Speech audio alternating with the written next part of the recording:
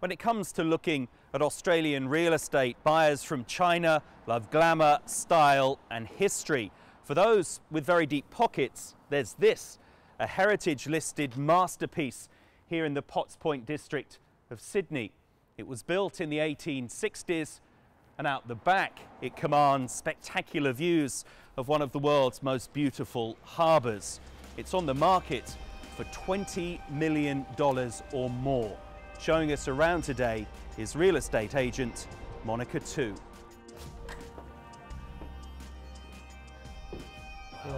I think the Chinese buyers, they love a piece of history. So they come to this country, besides of beautiful harbors and beautiful views, but they want to have something that significant value.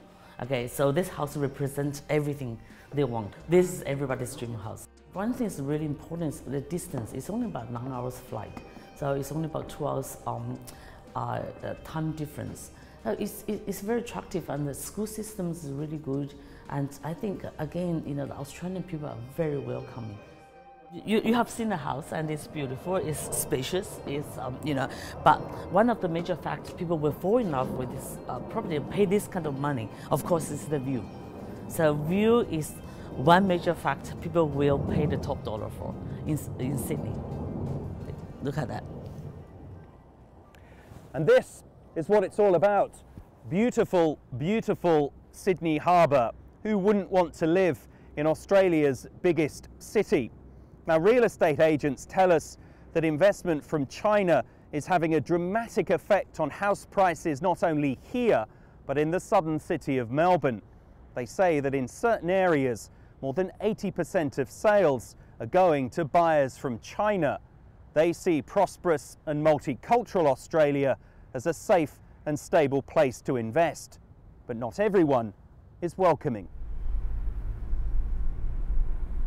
Houses like these rose by about 15% in value last year, like many others in Sydney. During the same period, buyers from China spent almost $9 billion on Australian real estate. And there's a feeling in certain quarters that foreign money is making housing increasingly unaffordable for the locals. I'm on my way to see Sydney's celebrity real estate agent John McGrath. He believes that the Chinese are being unfairly blamed for inflating prices.